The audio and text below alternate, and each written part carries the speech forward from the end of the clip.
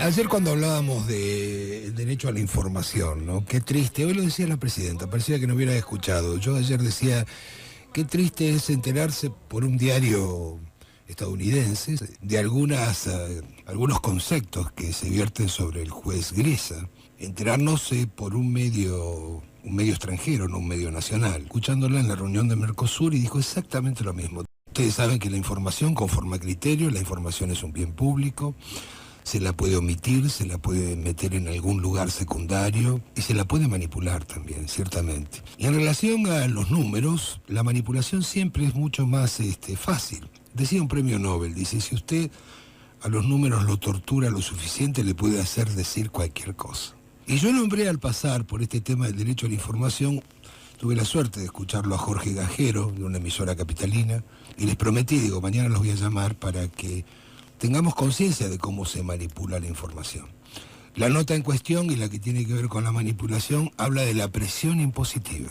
Bueno, pero está Jorge Gajero, y me gustaría mucho que Jorge Gajero haga pedagogía con nosotros en relación, para tener algo de conciencia, ¿no?, a cómo se puede manipular la información.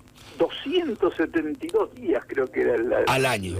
La estimación de máxima de este trabajo que se difundió, es decir, hasta principios de agosto habría que trabajar y dedicando todos los ingresos, según este informe, ¿no?, información, al Estado para librarse del pago de impuestos, y desde el 6 de agosto en adelante, el resto del año, dedicar la plata a uno y su familia. Le decimos que la información era dineral, es un kiosco que inventó Domingo Cavallo, de aprendimiento de la Fundación Mediterránea, o casi lo mismo, la Fundación Mediterránea.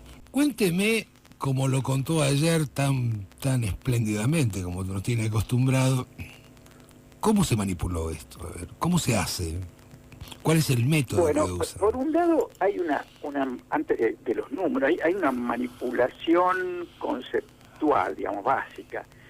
Digamos, presentar de este modo la cosa, o sea, mostrando la realidad inventada de que la gente trabaja primero para el Estado, digamos, más de medio año, y después queda liberada, porque este índice que indica cuánto tiene que trabajar la gente, cuánto se supone, de acuerdo a este cálculo, que la gente tiene que trabajar para liberarse de los impuestos, define al día último en que se terminó de pagar al Estado impuestos, sí, como el día de la independencia tributaria. Claro, el logro obviamente que necesita de nosotros. Claro, el Estado monstruo, sin matices, ¿no? Opresor, y los contribuyentes víctimas de esa opresión que se liberan, digamos, en el caso del número principio de agosto. Este concepto, este modo de tratar la obligación respecto del Estado, no hace falta decir acá, porque todos los oyentes conocen que si no hubiera Estado, mejor, mediocre, peor, si no hubiera Estado, digamos, ningún Estado, no habría ningún orden establecido, volveríamos a la ley de la selva. Sí, sí. Implícitamente, este concepto digamos, de abominar el Estado de modo absoluto es un concepto anarquista de retorno al caos, digamos, a la sociedad primitiva. Pero vamos a los números. Este cálculo para presentar la presión tributaria, porque de eso se trata, como en términos de días del año necesarios para pagarla, para satisfacerla, que en realidad se inventó en Estados Unidos. ¿Ah, sí? Esto fue una idea de un empresario de Florida, Estados Unidos, del año 48, hace un montón de años. Ajá. Este empresario la trabajó durante 20 años y después, como la tenía patentada esta idea, se la vendió a una fundación, la Tax Foundation de los Estados Unidos, bastante conocida ya, la Fundación para los Impuestos, Fundación acerca de los impuestos, ¿no? Uh-huh. Que existía desde el 37, que el 71 compra esta propiedad intelectual, esto era un copyright de este fulano, que pasa a ser un copyright de la fundación, que desde entonces ahora todos los años hace este cálculo, pero lo hace de un modo, digamos, razonable, más allá de la presentación que se hace de la cuestión, la abominación del Estado y demás. Y el modo razonable es tomar todo lo que pagan los norteamericanos en todos los niveles de gobierno, el Estado, y dividirlo por el ingreso nacional, es decir, por todo lo que cobran en un año todos los americanos. O sea, sería más o menos el Producto Bruto. Es un concepto que está cerca, parecido al del Producto Nacional Bruto, ¿no? Correcto. Es exactamente lo mismo, pero está en ese orden. Correcto. Entonces, la división de lo efectivamente pagado al fisco en todos los niveles de gobierno por los ingresos totales efectivos de los norteamericanos da la presión tributaria. Entiendo. Efectiva, real. Entonces, ese es un porcentaje. Sí. En el caso de este año para Estados Unidos le da a la fundación aproximadamente 31%. Este porcentaje se aplica al calendario. Sí. Y entonces da el día, en el caso de esta fundación lo definen como el día de la liberación de los impuestos. Prácticamente lo mismo al cálculo criollo que fue denominado el día de la independencia de los impuestos, ¿no? En Estados Unidos este año eso da 20 y algo de abril. O sea, ese 31% da algo menos de 4 meses. O 4 meses. Pues acá da 7. Meses y 20 días. 3 meses y 20 días en Estados Unidos. Acá el título es hay que trabajar 7 meses. ¿Cómo? Solo acá el título es hay que trabajar, o sea, parte del artículo dice hay que trabajar 7 a 8 meses para pagar impuestos. Claro, pero ¿qué se hace acá con el mismo nombre de este índice de Estados Unidos? Y presumo que sin pagar los derechos de autor a esta fundación americana, claro. Porque lo que allá resulta presentable en términos aritméticos, acá es una fantochada. Ya cuando uno ve el resultado, para Estados Unidos menos de 4 meses, claro. Y para Argentina 7 meses y pico. Uno desconfía. El 5 de agosto da para Argentina, digamos, entre julio y agosto, según el caso que uno tome de los que ellos calculan. Sí.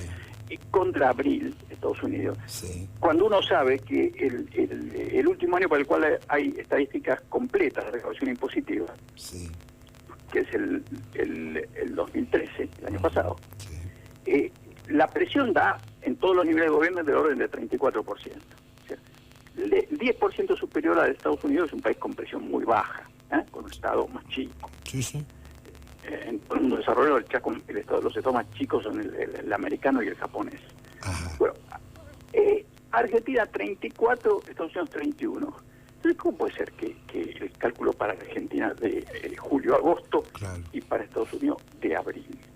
El asunto es que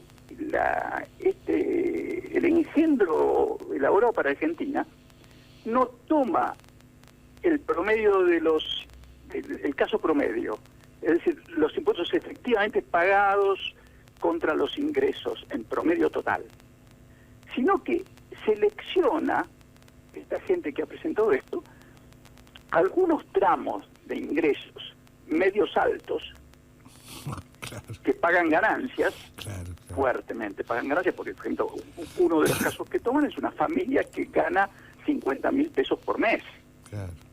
Muy arriba, que es el caso que les da 5 de agosto, como el día de la liberación. Claro, o sea, en vez de promedio... 50.000 pesos por mes, claro, es un caso que está muy arriba de los ingresos promedio de la población, pero además no toman lo que efectivamente paga esa familia que eligen, para que dé alta la presión, obviamente, por eso la eligen de altos ingresos, claro, y de cuarta categoría, es decir, obligada a pagar ganancias, ¿no? Sí, sí. No solo toman ese caso atípico, sino que además consideran todos los impuestos que deberían pagar sin reducirlos por el porcentaje de evasión y elusión, claro, que en todos los países existe y que en Argentina es fuerte. Es decir, consideran la obligación legal del contribuyente, lo que debería pagar si cumpliera con todo. Cuando en el caso americano, mucho más razonablemente, es decir, lo único que se va a hacer seriamente es considerar lo efectivamente pagado. Es decir, la evasión queda a un lado, porque la evasión no entró al fisco. Es ni fue una increíble, ¿no? erogación del contribuyente. Fíjese que notable, Bueno, Jorge, porque... la gente que lo lee, bueno, mucha gente piensa que, bueno, se trata de diario de gran tiraje nacional. Claro. A eso se le asigna automáticamente seriedad, cosa que no suele ser así. Así es. Pero evidentemente los editores de todos los diarios tienen en su planta de periodistas gente, con varios economistas, incluso cada uno, gente que podría haber filtrado ese estudio y haberle señalado a los editores no conocedores que eso es una barbaridad impublicable, como está. Lejos de eso, Clarín lo editó en una página completa, página 10, en el país, ni siquiera en la sección económica. Y Nación, un poco más moderada, lo publicó en página 12 de la sección económica, una columnita. Pero en ninguno de los dos casos, ninguna línea crítica o esclarecedora respecto de la manipulación, la distorsión enorme que está detrás de esto que se elaboró en Córdoba por un señor que salió de la Mediterránea, ya no está más. En realidad ha montado una consultora y vende servicios. Y el servicio lo ha vendido, no sé a quién, no sé si La Nación y Clarín habrán comprado, no sé, no tengo la información, allá él. Y además están, con esta publicación, están afectando el crédito de la Fundación Norteamericana. Claro, porque... Son pasibles de, a menos que hayan pagado y en el pago que han hecho de derechos tengan por contrato el derecho a distorsionar lo que hacen en Estados Unidos, a cambiar el menos método. que eso sea así, están estafando a la Fundación Norteamericana. Si eso fuera así, le están deteriorando el crédito, porque están usando el mismo nombre de índice, pero lo están distorsionando groseramente. Lo interesante es comprobar, yo le digo esto porque usted sabe, el discurso quejoso de tanta gente que lee títulos nada más, que no se va a preocupar, ni solamente por la metodología, ni por la instancia de violar algún derecho que haya tenido en la compra del instrumento a Estados Unidos. Lo va a repetir tal cual, y lo repite tal cual, y sirve esencialmente en el tema de la queja. Pero la observación más interesante es la que usted marca, digamos, en el marco ideológico de la cosa. Hay que trabajar tantos meses para el Estado para tener cierta independencia tributaria, digamos. Y para este caso, con la manipulación, diciendo que tenemos que trabajar casi 8 meses, o 7, 8 meses. Sí, después de 270 y pico de días, recién uno se libera. Es espectacular.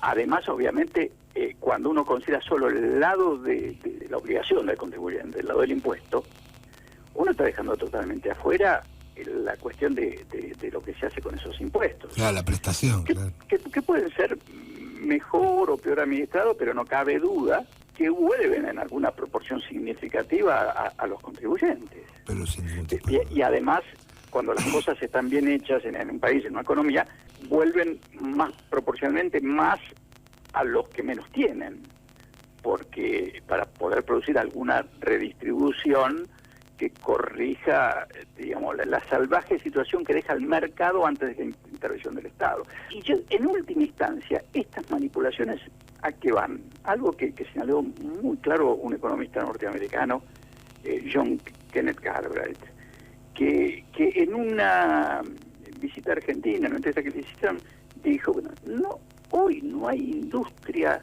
de consultoría, de industria intelectual, entre comillas, más provechosa que elaborar posiciones para evitar que los ricos paguen, sostengan al Estado. Claro. Que los ricos paguen impuestos, en definitiva, que los ricos contribuyan para que mejore la situación de los pobres. Fantástico. Jorge, ha sido un placer, como siempre, mucho le agradezco. Bueno, un placer hablar contigo y a la orden. No se olvide que me debe una respuesta, así que tómela tranquilo y vamos a combinar para que Rosario tenga una ilustre visita. Bueno. Va a ser un gustazo, como siempre. Lo vamos a arreglar. Gracias. Le mando un abrazo. El doctor Jorge Gajero.